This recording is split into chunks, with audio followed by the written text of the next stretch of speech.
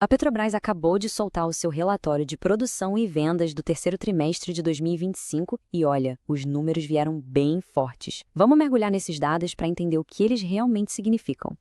Mas antes de começar, aquele nosso lembrete de sempre que é super importante. Essa análise é para fins informativos, tá? É totalmente baseada nos dados públicos que a própria Petrobras divulgou. Isso aqui não é de jeito nenhum uma recomendação de compra ou venda. Então vamos lá, vamos direto para a grande manchete do relatório, o número que está chamando a atenção de todo mundo. Pois é, a Petrobras bateu seu próprio recorde, alcançando a marca histórica de 3,1 milhões de barris de óleo equivalente por dia.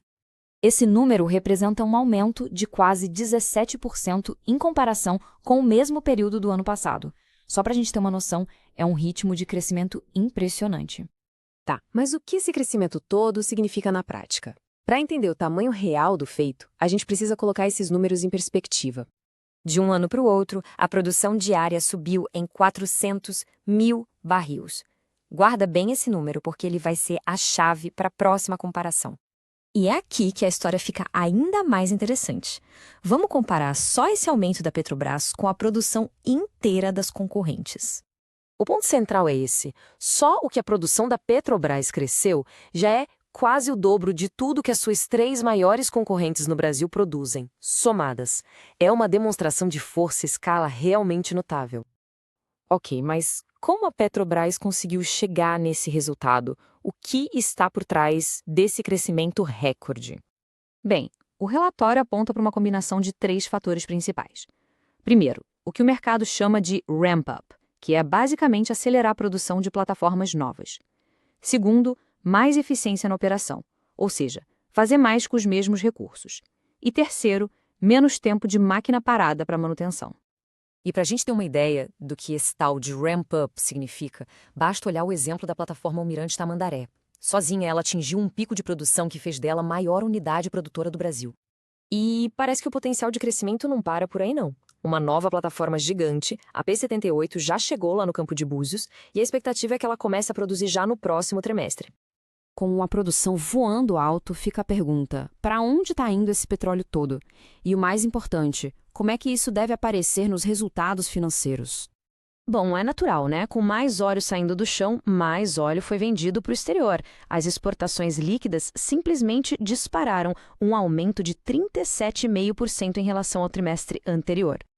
E o principal destino desse petróleo todo continua sendo a China, que comprou mais da metade do volume. O resto se dividiu principalmente entre outros países da Ásia e o mercado europeu.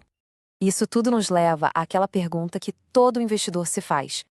A resposta não é tão simples. A gente tem uma balança aqui. De um lado, o volume de produção recorde, o que é ótimo, mas do outro, um ponto de atenção. O preço médio do barril de petróleo do tipo Brent caiu um pouquinho nesse período, e isso pode acabar compensando uma parte do ganho que veio com o volume maior.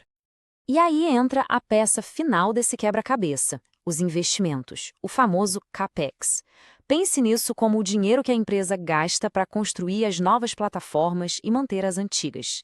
Esse valor, que ainda não foi divulgado, afeta diretamente o caixa da companhia. Certo, então vamos juntar tudo isso e fazer um resumo dos pontos principais que a gente viu até agora.